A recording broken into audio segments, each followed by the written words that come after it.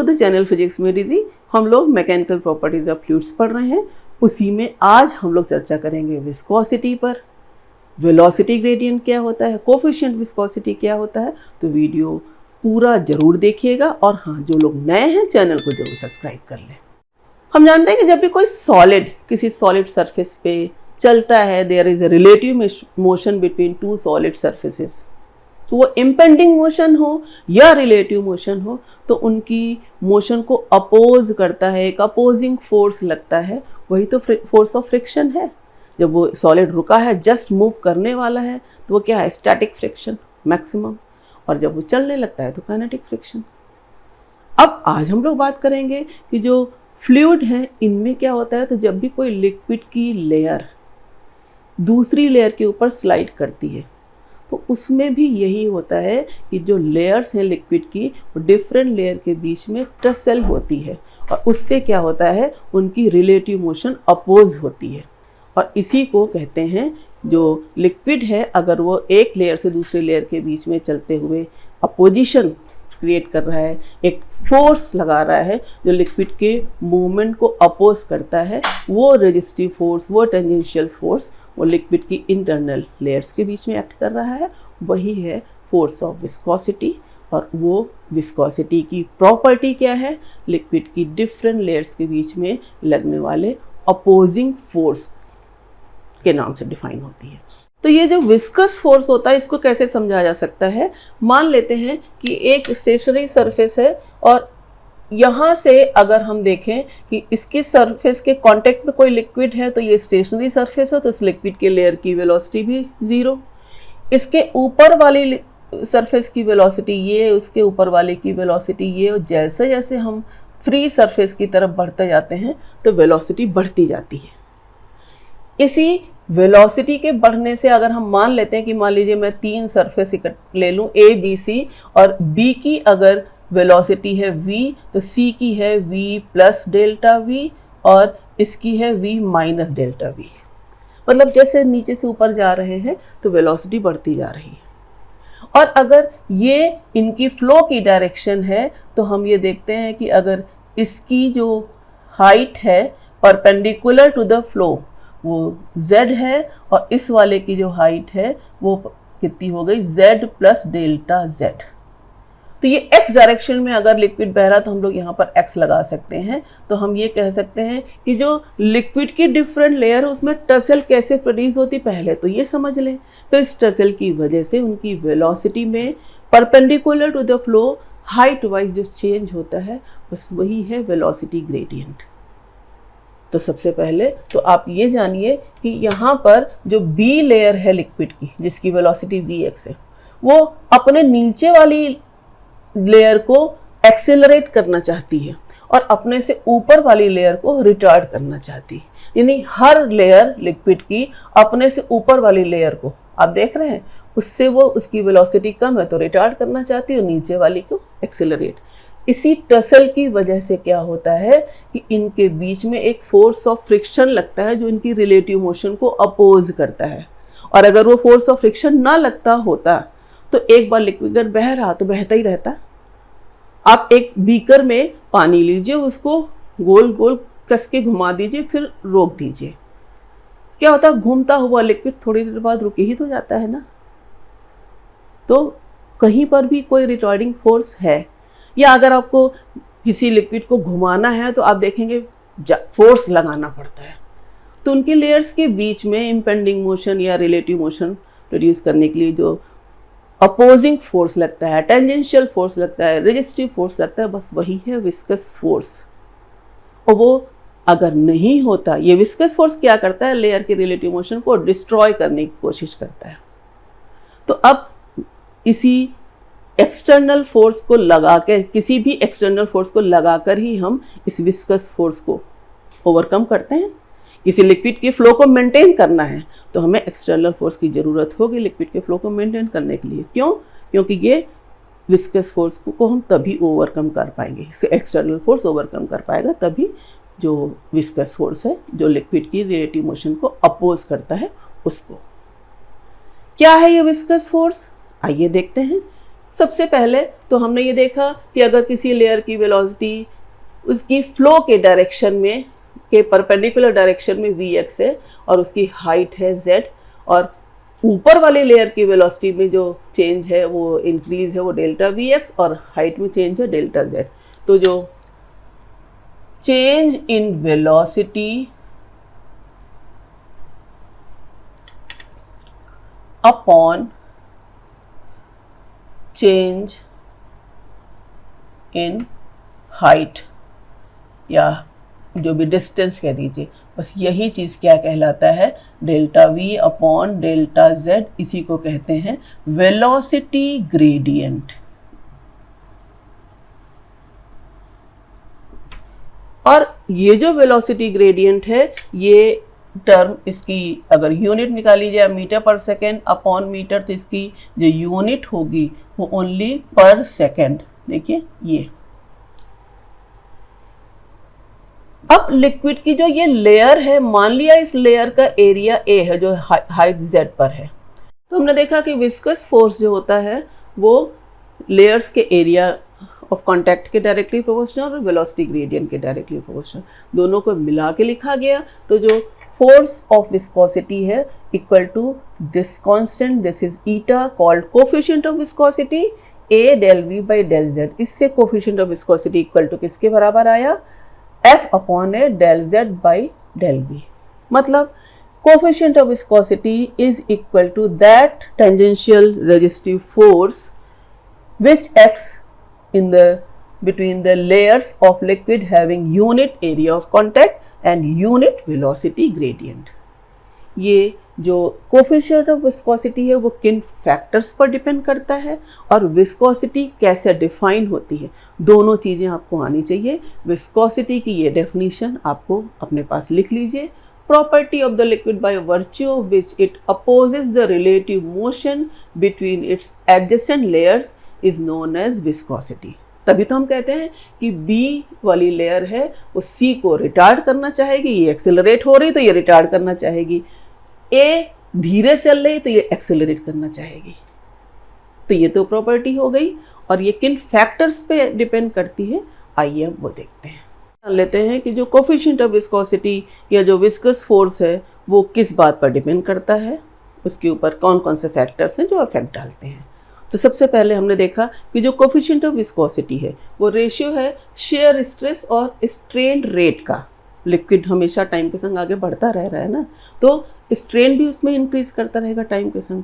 तो वो जो शेयर स्ट्रेन है वो और शेयर स्ट्रेस, उन दोनों को अगर देखा जाए तो शेयर स्ट्रेस F अपॉन है और स्ट्रेन रेट, जो स्ट्रेन रेट है V बाई L।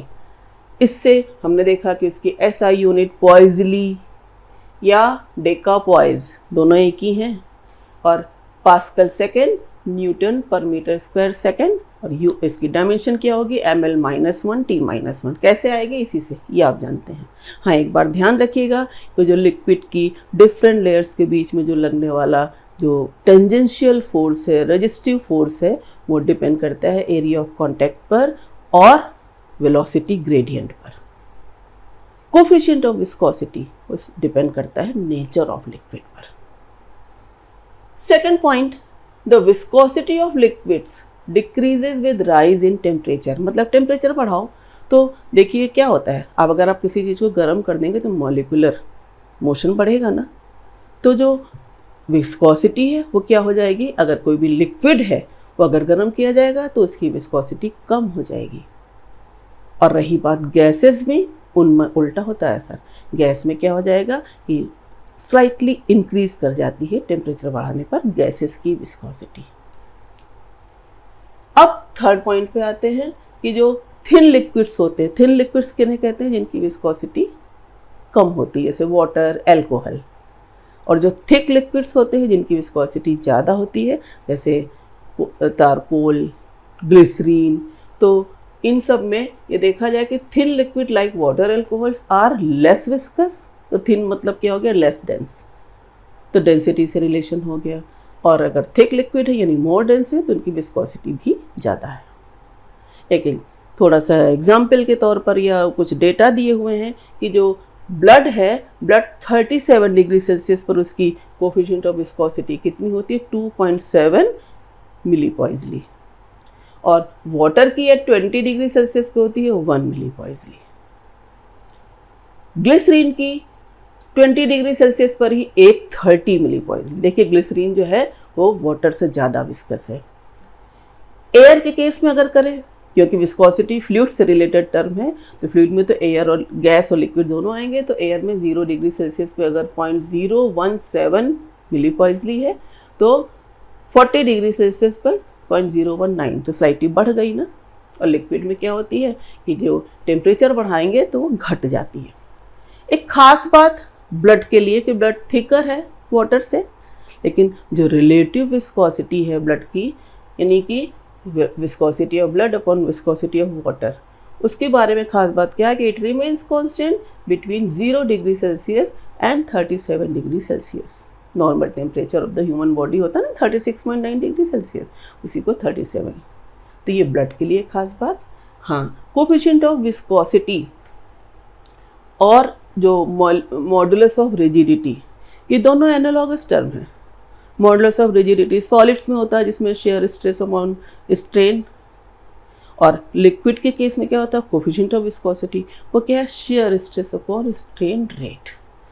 इस तरीके से ये कुछ फैक्टर्स हैं जिनके बारे में हम जान सकते हैं।